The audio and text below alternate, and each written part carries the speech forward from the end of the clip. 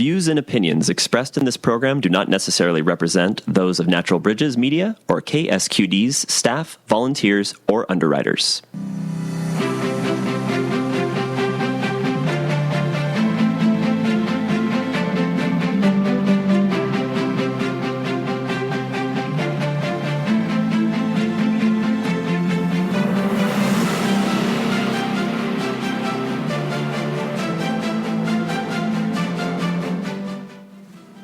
Hello, hello, hello. Welcome to Be Bold America.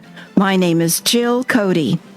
Be Bold America is a live, bi-weekly talk show for those who are motivated to step out with the bold actions necessary to begin reuniting this country and saving our democracy.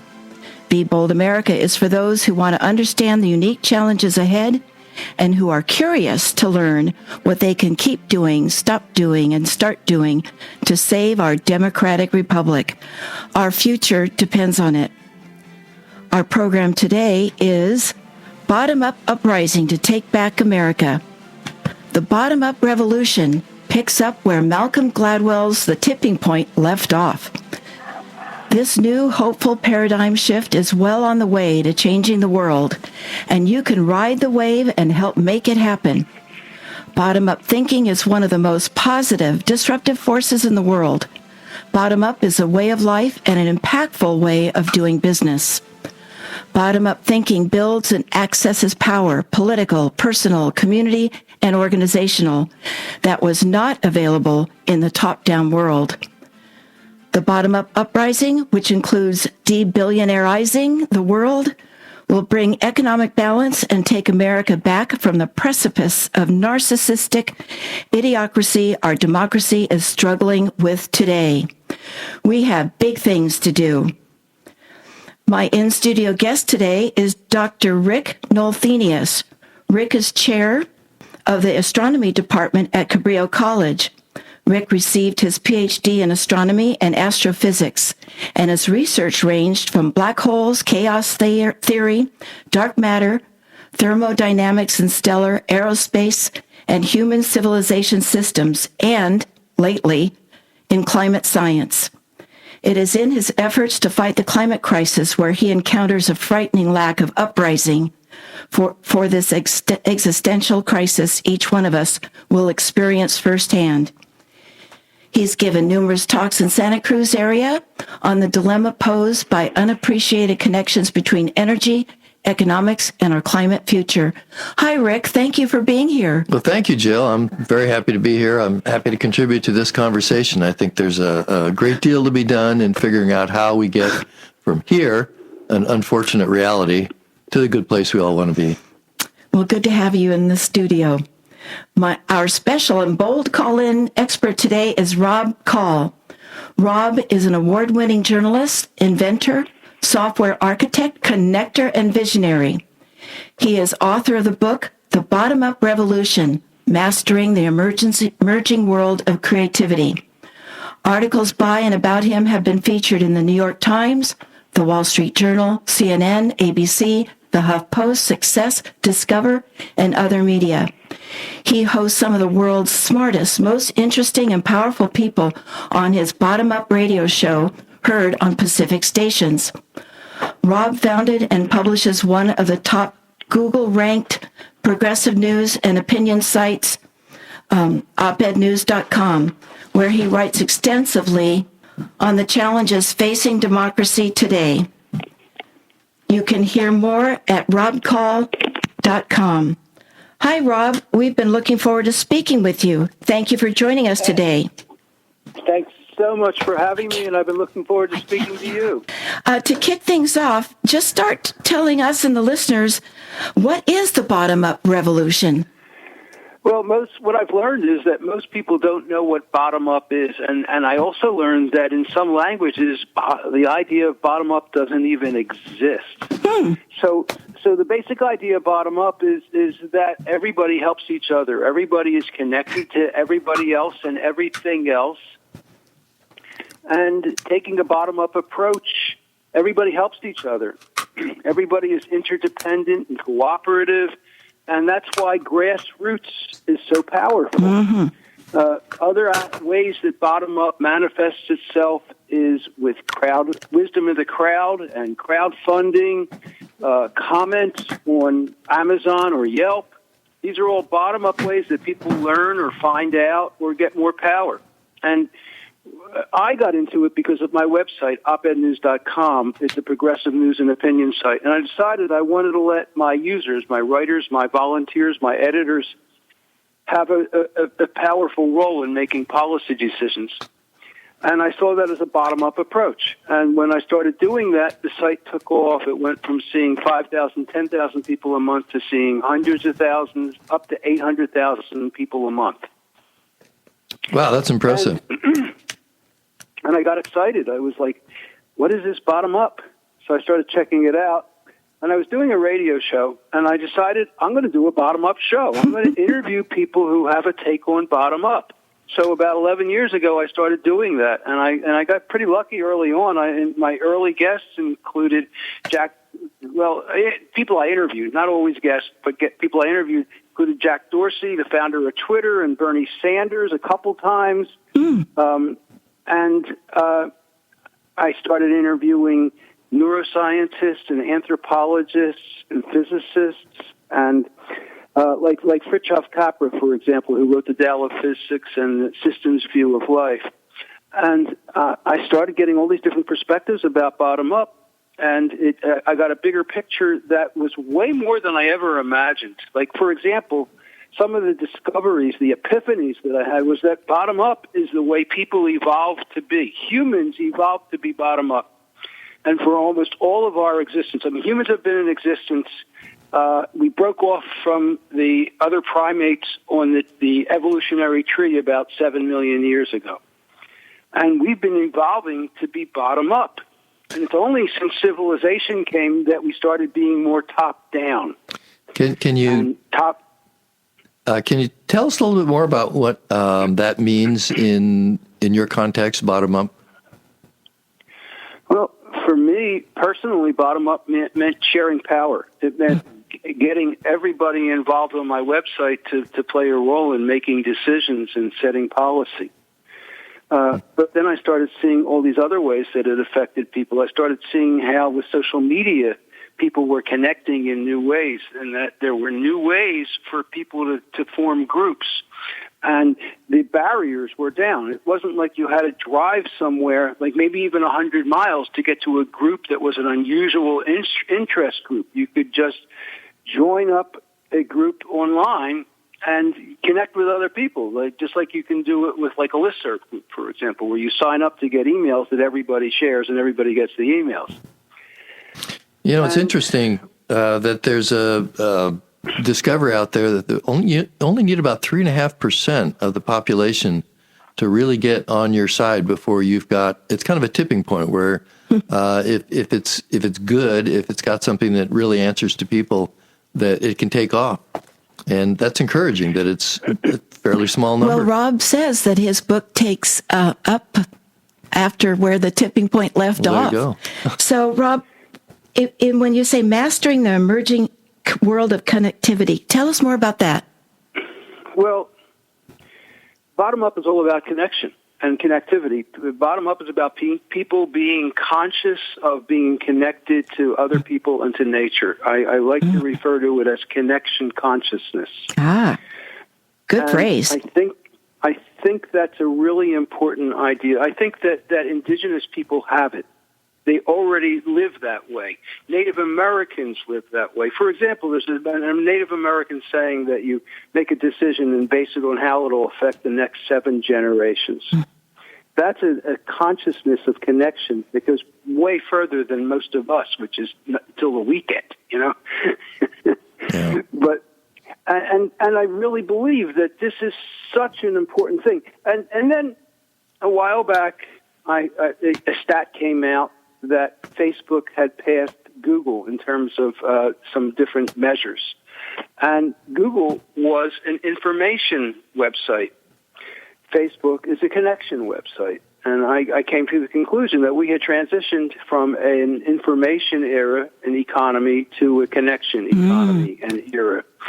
And even Google. I mean, even Google's original algorithms for picking what site would rise to the top of the search results, that was based on how many other sites were connecting to that site. So even Google's original search algorithm was based on connection. Well, how does one deal with two parts of this? The kind of connection when somebody's flaming somebody else, the negative kind of, and then trolls, all the bots that are around that are misconnecting us. What are your thoughts on that? Well, running a website with hundreds of thousands of people coming to it, I get my share of trolls. And they can be really horrible and nasty. And at first I thought they were psychopaths. And I started interviewing some experts on psychopaths and sociopaths. And what I learned is every psychopath and sociopath is a narcissist, but not every narcissist is a psychopath. And most of the people who I was dealing with were narcissists. Some of them were psychopaths, but narcissists, everything is about them. And I would get people posting articles, and they would be rejected, and it was, how dare you? This article that I've written is the article that will save the world, and you have rejected it. I will send it out to other major media and websites, and they will all publish it. They might come back a week or two later and say, hey, I was right. I got it published as a letter to the editor. Okay. Yeah, often wrong, but never in doubt.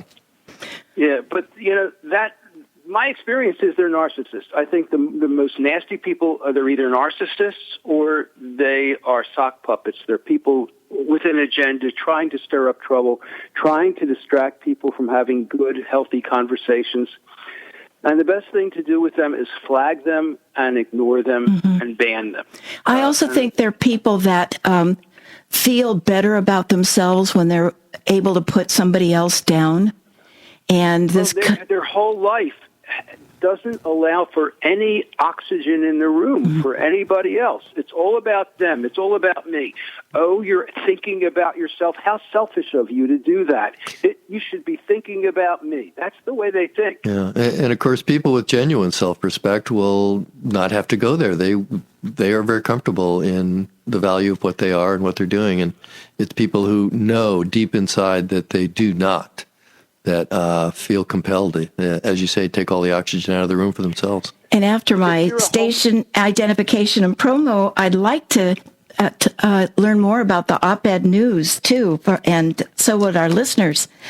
You're listening to Be Bold America on KSQD 90.7 FM, many voices, one station. Listen worldwide online at ksqd.org. I'm your host, Jill Cody. Climate One plays on KSQD on Mondays at 6 o'clock, produced by the Commonwealth Club. Climate One is a forum for candid discussion among climate scientists, policymakers, activists, and concerned citizens, with a focus on energy, the economy, and the environment. Climate One airs Monday evening at 6 p.m. right after Talk of the Bay, here on KSQD 90.7 FM. Today we're speaking with Rob Call, award-winning journalist and author of The Bottom-Up Revolution, Mastering the Emerging World of Connectivity, and Dr. Rick Nolthenius, chair of the astronomy department at Cabrillo College. Now, Rob, so we're talking about connectivity, and you've been doing that for how many years with Op-Ed News? Well, I started Op-Ed News in 2003, a couple weeks after they announced that there were weapons of mass destruction in Iraq, and I knew, and everybody I knew that it was a lie.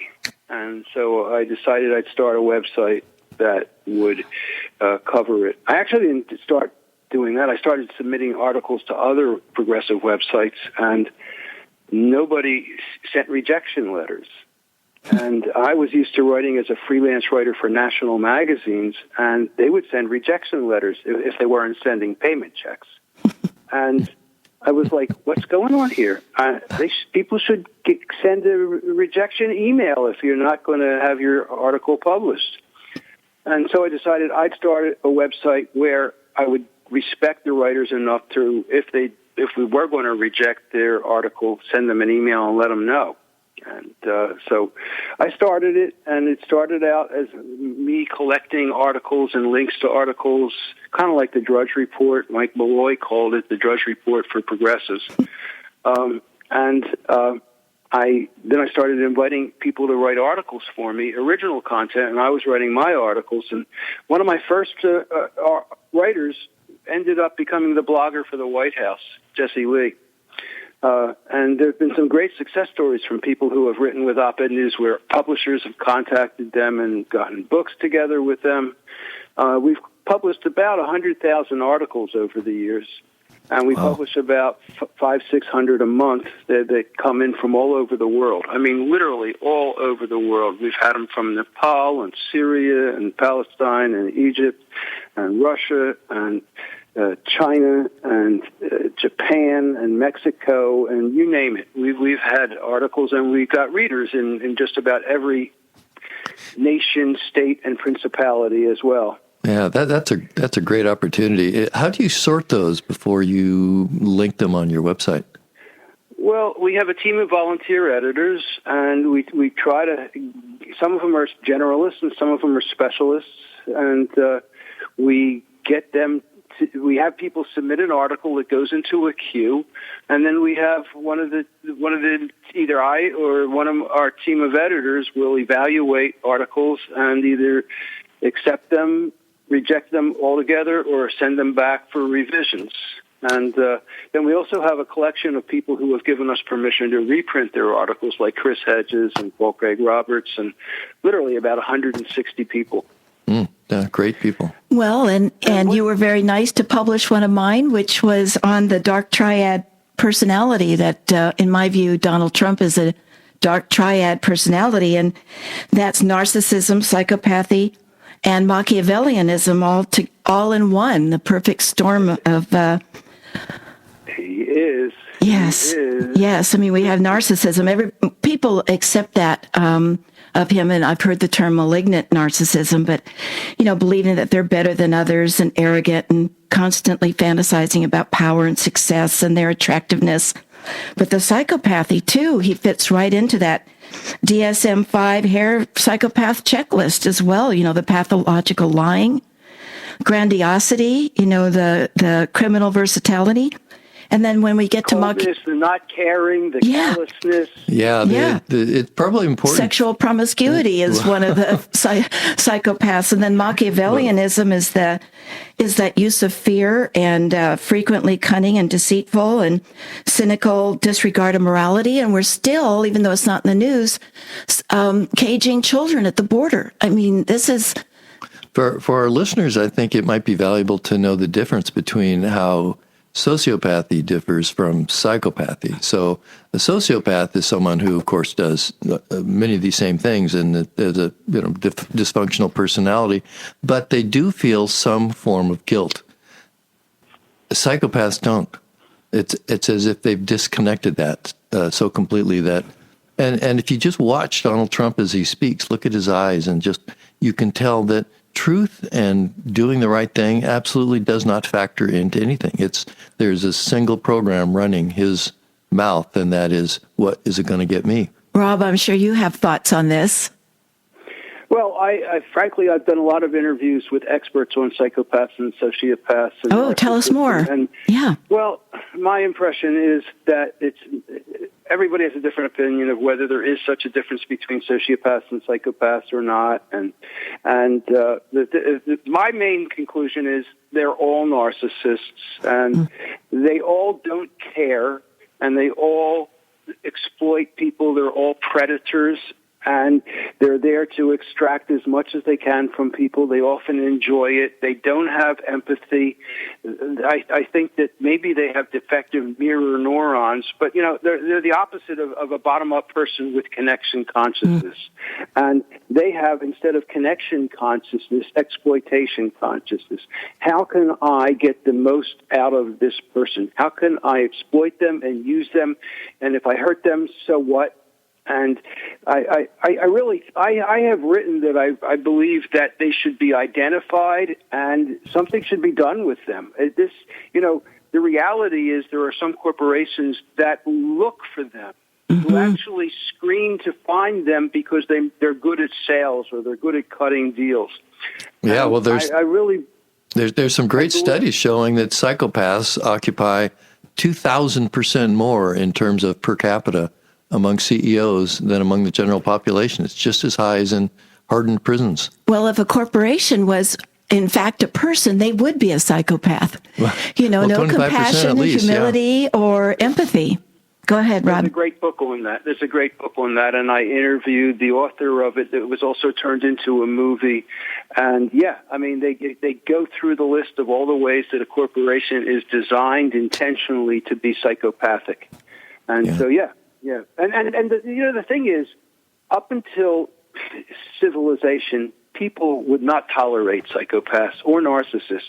I've asked anthropologists, what would an indigenous tribe or a band do if somebody wanted half of the resources that the tribe had, or that demanded that they control everything?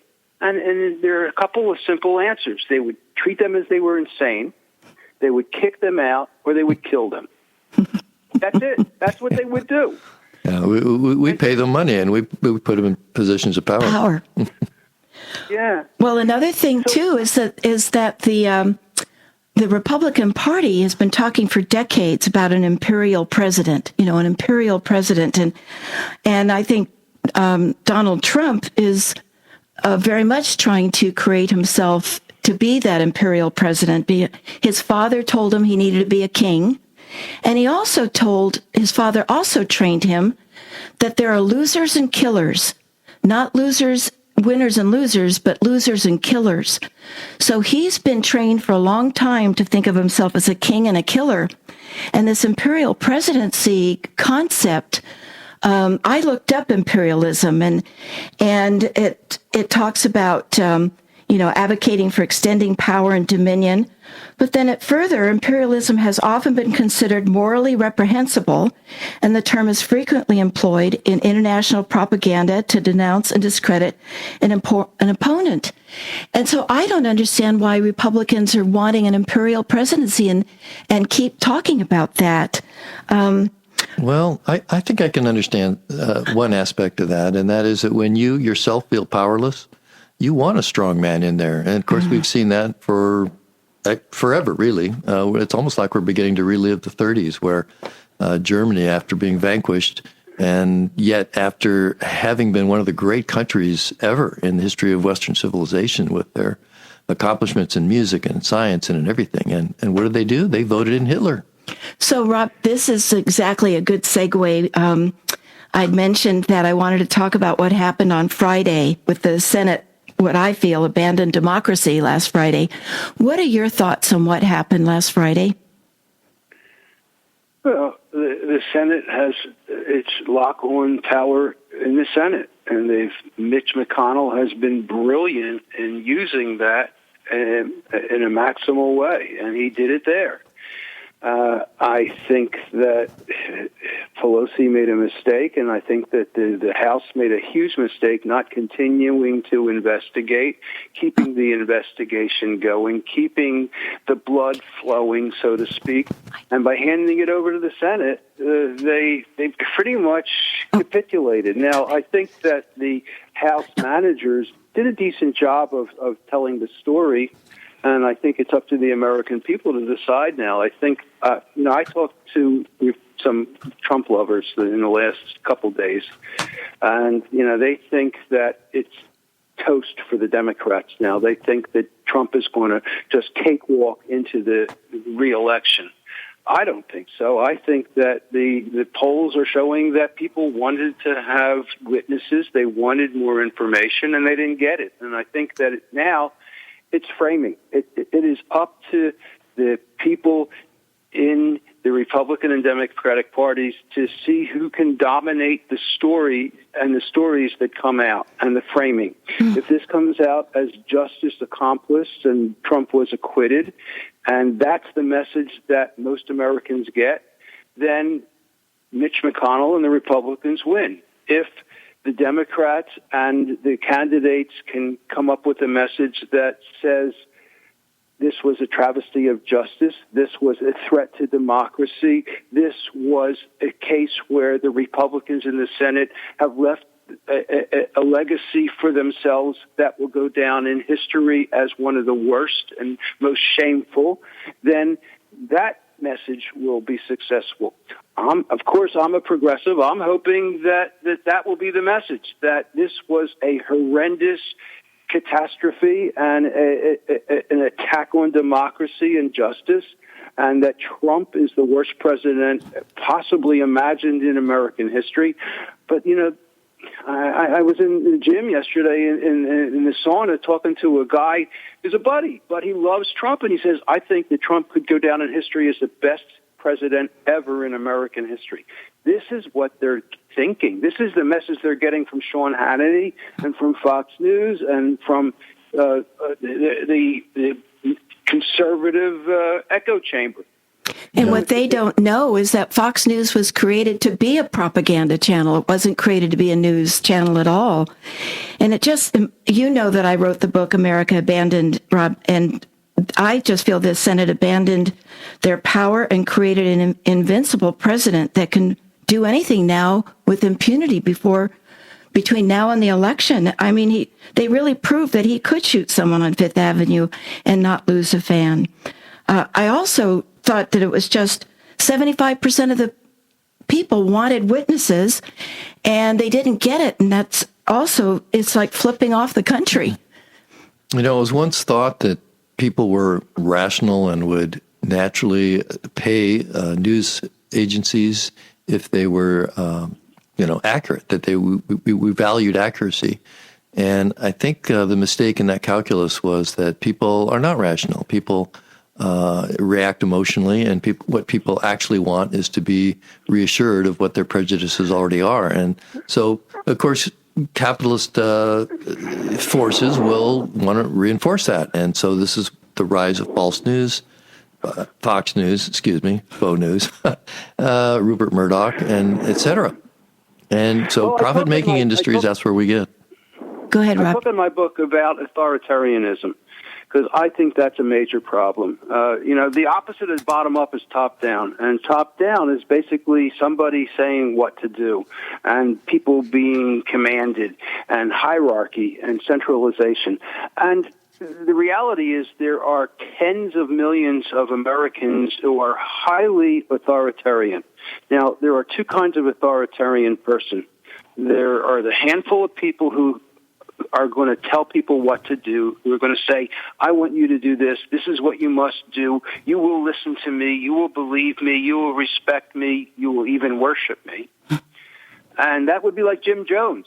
And some of them are like cult leaders. But then there are these tens of millions of people, like the tens of millions of evangelicals who are waiting for the rapture to be taken off of this planet because they don't want to be here. And then even the liberals, there are a lot of liberals, too, who want to be told what to do. I did some polling a number of years ago looking at health care, and I wanted to find out how many people wanted to be able to take control of their health and be responsible for their health, and how many people wanted the doctor to tell them what to do. Well, liberals were more likely to want the doctor to tell them what to do. That's authoritarian. Interesting. And so it's on both sides. It's on both sides that people want to be told what to do. Yeah. Religion does that function very nicely. Government can do that function very nicely. Fox News can do that function. Donald Trump does that function. And I think that the bottom-up mind is one where it is people sharing with each other and connecting with each other, not one person telling everybody what to do. Now, what is really helpful to me, I mentioned that we evolved to be bottom-up. Civilization came along. Earliest civilization was 10,000 years ago, but for a lot of places, civilization was 500 years ago. It's it's an extremely new phenomenon for humanity. And civilization threw away or repressed a lot of the good stuff that we have between us. And what is great is that smartphones and the internet and online massive multiplayer gaming, they've all changed people's brains. People born after 1980 have different kinds of brains. Their brains work differently. They see things differently. They interact differently. and they do it in a more bottom-up way. We're going after the dopamine receptors instead of the serotonin, which actually is more pro-human. If you're just joining us, I need to take a station identification break, Rob. Just hold that thought. Sure. If you're just joining us, you're listening to Be Bold America on KSQD 90.7 FM. And State of Mind, KSQD Sunday has State of Mind, hosted by Santa Cruz licensed psychotherapist Deborah Sloss. This month's program takes a timely look at parenting transgender youth. Deborah welcomes parent Heidi Koronkowski and therapist Daniel Blumrosen for this thoughtful and informative discussion of the issues facing transgender youth and their parents. Join us for the new understandings and seeds of possibility on State of Mind, Sunday evening at 6 p.m. here on KSQD 90.7 FM. And we're speaking with Rob Call, founder and publisher of one of the top Google-ranked progressive news and opinion sites, Op-Ed News. You may learn more at robcall.com, and that's call with a K, robcall.com. And in the studio with me is a friend of the program, Dr. Rick Nolthenius, and I'm your host, Jill Cody. Okay, back to you, Rob. Well, what I was saying is that these genes that we have, and there are literally hundreds of these genes that make us bottom up. You mentioned dopamine. That's one, but there are hundreds of them that affect who we are, and a lot of them were repressed. And now with these new technologies affecting us, bottom up is coming back. And I really believe that's a very hopeful thing. I've interviewed the guy who wrote the book, The Future of Power, and the book on soft power, Joseph Nye. And what he said is that power has changed. It used to be that only nations and giant corporations and the wealthiest people had power. And now with this bottom-up revolution that's well underway, anybody can have power. If a teenager, 13-year-old, can have a YouTube channel with millions of followers and can have influence. And there are influencers all over the place, and anybody can start a news site, just like I did. I mean, I started mine as a personal blog, and it grew, and it turned into something so that I was hearing from staffers from U.S. senators in response to articles that we published. And that has changed. That has changed everything. And bottom-up is something that began a while ago. I mean, 40 years ago, historians started shifting from a top-down view of history to a bottom-up view of history. Now, top-down view of history is study the generals and the kings and the leaders and the most powerful, rich people. Bottom-up history is looking at farmers and soldiers and different cultures and different religions and different ethnic groups. And 40 years ago, if you went to a history department, it was all top-down experts. Now, they might have one. The rest of them are bottom-up historians. So it's wonderful, I think. You know, I think Howard Zinn was one of the early pioneers in that. He wrote The People's History of the United States. And he talked to me about bottom-up history and about that is so important. And when you start teaching history from a bottom-up perspective, it changes things. If you start teaching kids bottom-up history, they start seeing that average people can play a role in changing the world and making a difference. I'm so jealous you got to interview Howard Zinn. That's amazing. The People's History was something that opened my eyes about Christopher Columbus. I remember that very clearly from his book. Yes. Well, how does the media... Go ahead. Go ahead. Well, how does the media roll in this... play a role in this? I mean, Geraldo Rivera famously said if Nixon had Fox News, he would never have been impeached. That's right. Yeah. So I think the other side of it is that, you know, like right now, you got this contest, the Democratic primary, and you got Joe Biden saying he never said anything about doing anything with Social Security.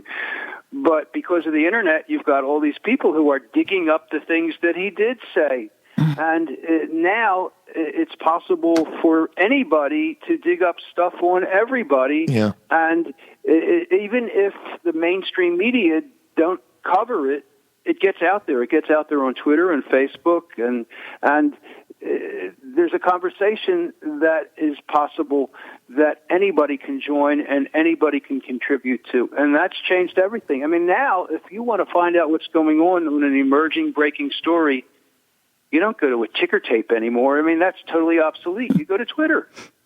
That's where it's happening.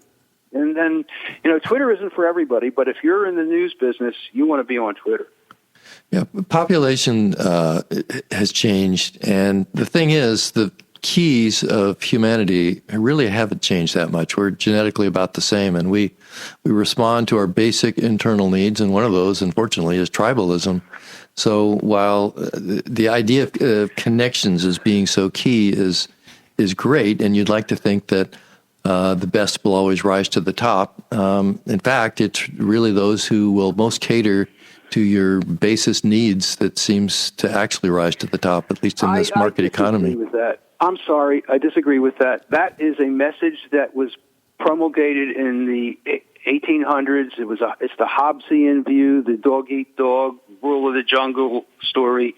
It's been totally well, no, that wasn't exactly my point, but look at the rise of Trump in an era when we've had this incredible expansion in the internet and the ability for ideas from everywhere to come in, and yet this is the direction we chose. Well, some of us, many of us, not all of us, but I would have thought that Trump would get maybe 1 or 2% of the fringe lunatics, and yet with a little gerrymandering, and here he is. In my opinion, the Democrats handed the presidency to Trump. They were arrogant. They decided they were going to run the primary in 2016. They rigged it, and they decided that it was time for Hillary, that she deserved it, and they handed it to her rather than allowing a clean primary. And I have seen that at all levels, the Democrats, maybe worse than the Republicans, think that they're smarter than the people, smarter than the voters. So they will literally overturn democratically decided elections and votes, and they will appoint people to be candidates. And I have just seen this so many times locally where I am in Bucks County. It's stupid, it's arrogant, it's hubris.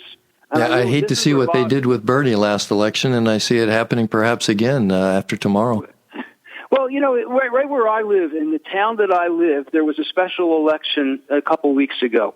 And because the guy who was the representative for the state Congress left to a higher position, it left an opening. And so the committee people for the district were told to vote on who to decide to run as the Democratic candidate. And they did. And the person who won by like a 68% margin. The executive leadership of the county decided that they didn't like that decision, and they picked another person. A guy, oh dear! The person that the people picked she's an attorney. She'd run for office successfully. She was well known throughout the area, and she had a smart campaign plan, but she didn't have overt money. And so what they went with, they went with a guy who's a high school diploma plumber, who the plumbers union was going to come up with $35,000. And when we asked him questions, he couldn't answer questions intelligently. He had the articulacy of a guy whose head's in the toilet, basically. And there's nothing wrong with being a plumber, but if you're going to run for office and represent people, you better be smarter than that, and you better be able to think better than that, and you better be able to answer better than that.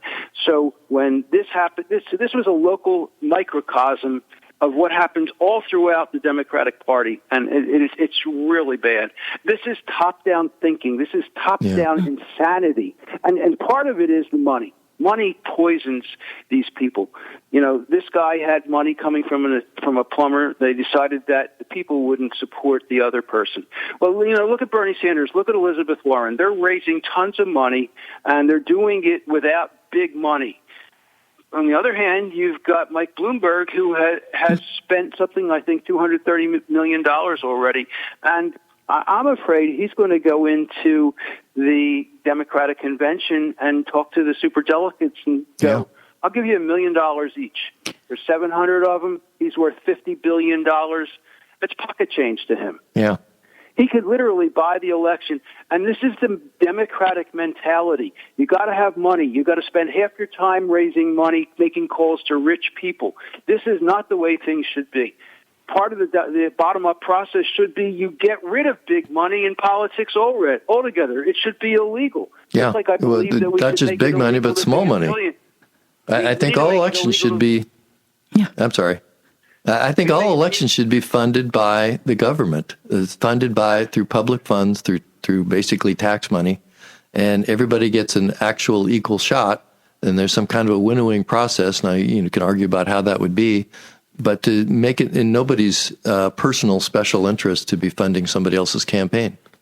Rob? Yes, and we should get rid of billionaires entirely. It should be illegal to be a billionaire. We should de-billionaireize the planet, and starting with the U.S., starting with getting rid of anybody becoming a billionaire through inheritance. We've got to do that. We've got to end the dynasties that are formed by one billionaire handing off to his family billions of dollars. That should not happen ever again. Billionaires, even the most well-intended ones, I mean, people always say, well, Bill Gates is a good guy. He's got a foundation. Even the most well-intended billionaires are too powerful. They have too much money. Well, even foundations, I wrote a section in my book about this, is they choose where the money goes. It's not that it's money out into the economy and working throughout America. It's money that they have a foundation that they pick some kind of something that's of interest to them. Not that it's a bad issue, but they still have control over that money. It's not working, as I said, through the economy, and often it goes out of the country when they form foundations. I have nothing against, mosquito nets in Africa. I know that's necessary, but again, that's money that was generated in America and then is out of the country. So even though they have foundations, they still have control over it, I guess is my point. And foundations tend to authorize and fund projects with targeted endpoints. And a lot of the change we need to do has to be different. It's reconnecting everybody to each other. It's building these bonds. It's opening up the mirror neuron connections, the empathy, so that we are all relating to each other and helping each other and building community. And that's really local stuff that is so important. If you want to make change in the world, I mean, and you've got to take a break now. So maybe when we come back, I'll talk Hold that about thought. what we needed to do. Thank you. You're listening to Be Bold America on KSQD 90.7 FM. Many voices, one station. Listen worldwide online at ksqd.org. Our bold guest today is Rob Call, author of the book, The Bottom-Up Revolution, Mastering the Emerging World of Connectivity. And in the studio with me is Dr. Rick Nolthenius, chair of the astronomy department at Cabrillo College. I'm your host, Jill Cody. And as a perfect segue, Rob, in these last few minutes, we can start talking about what listeners can keep doing, stop doing, and start doing. So what are your ideas about building this bottom-up revolution? What can listeners keep doing? Well, learn about what bottom-up is and what top-down is. Start recognizing top-down organizations, activities, patterns of behavior, and start calling it out and questioning whether it's necessary, whether it's not possible to give the people more power, to give people more influence, and to help each other more. Bottom-up is local. Well, and one example I think of that would be, did I hear rumblings that the Democratic National Committee is changing the rules again for the next debate?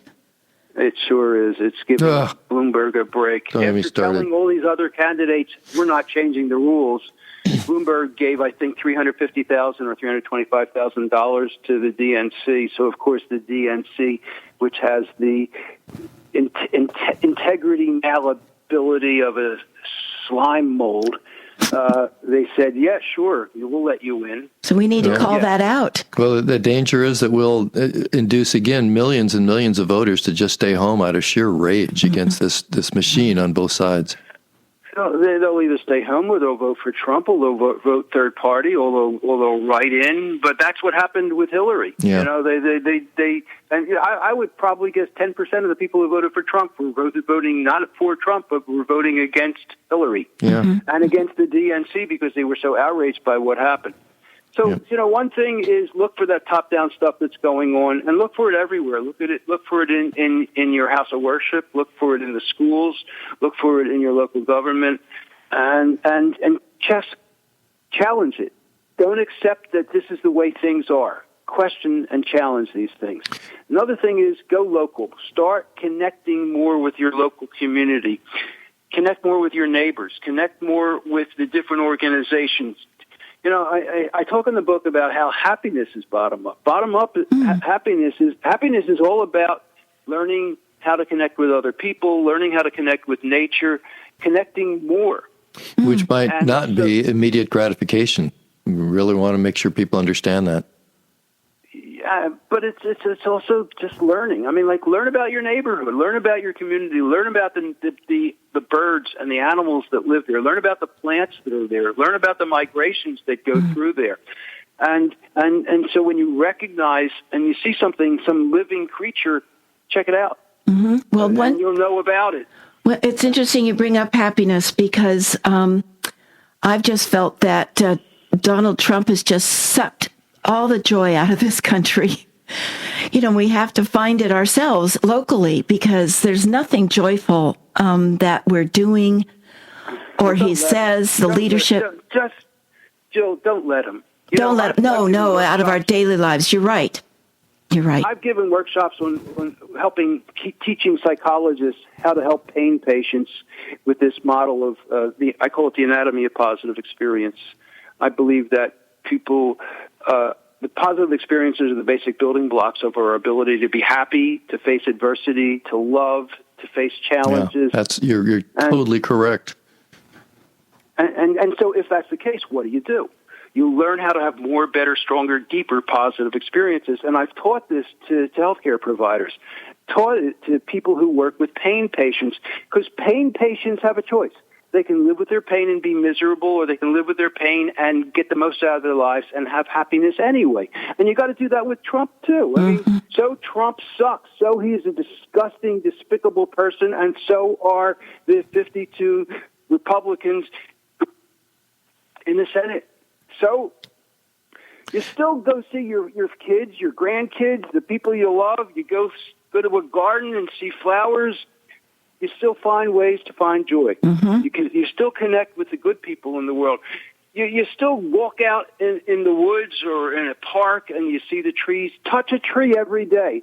Have some plants in your house and enjoy the nature and connect more with nature. All these things are little things that you can do that reconnect you with the world.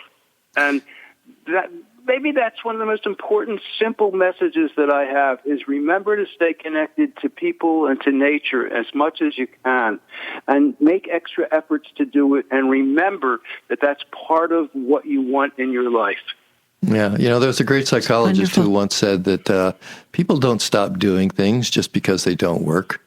They stop doing things when you give them something better. And so this fits exactly with what you're saying, Rob, and that is if people can have the experiences of what genuinely satisfies what we really are inside, because we can be mistaken about that.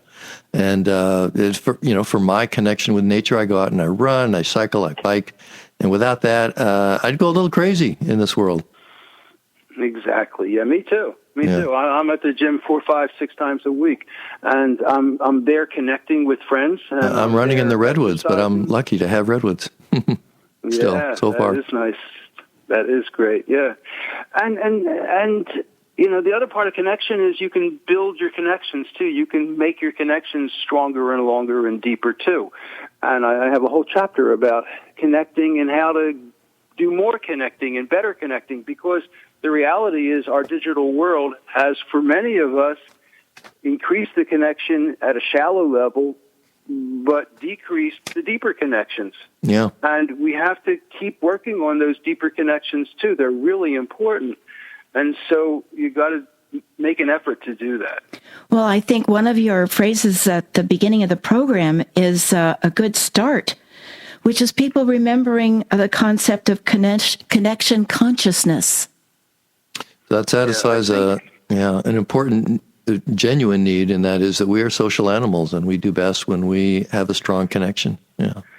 Well, Rick, I was thinking, I haven't interviewed an astronomer before, and it isn't a lot of the science of astronomy a study of how connections between interstellar or solar objects relate to each other gravitationally or with radio waves and what have you. Isn't that all about connections? Well, I would say the people who become interested in astronomy are the kind of people who have the strongest felt need inside to understand the biggest connections.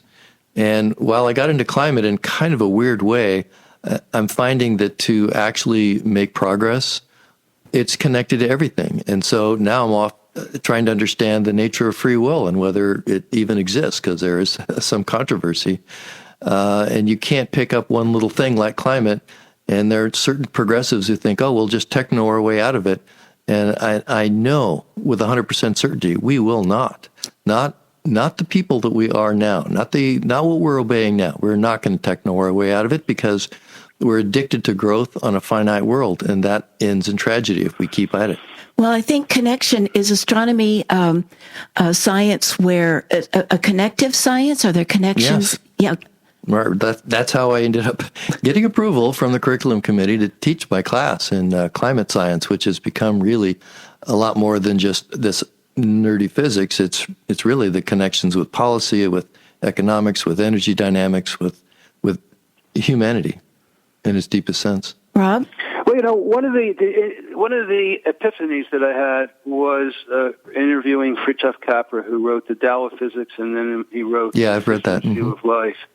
And the systems theory and chaos theory basically look at the world differently. It's a new kind of science. It's a science that replaced the old Newtonian Cartesian science that was based on mechanistic models, taking things apart and counting and measuring them.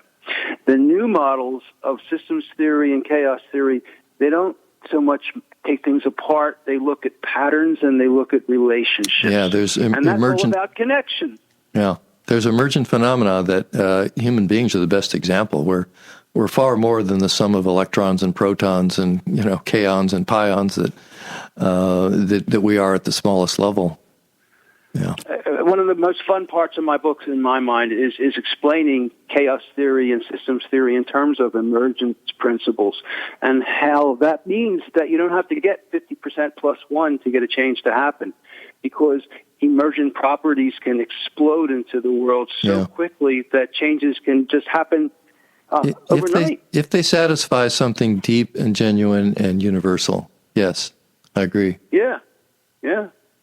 And that gives me a lot of hope. I mean, the systems model of my bottom-up approach suggests that change can happen incredibly quickly. And it's not like we have to wait decades for it to happen. It can happen really fast. It can happen fast, but we have to show people in a really impactful way what is positive that we have to offer. And it can't be too abstract. I think there's such a great need out there for somebody who's a great screenwriter and script writer to write a movie that's equivalent to On the Beach, which was a very impactful movie for me. And, people my generation can remember. Young people, of course, have no idea. Oh, gee, is that a Disney beach blanket bingo? No. Put it on your Netflix list. Yeah, put it on your Netflix list. You read my chapter 3 then, Ed, which is all about story and the need for us to have you are so right.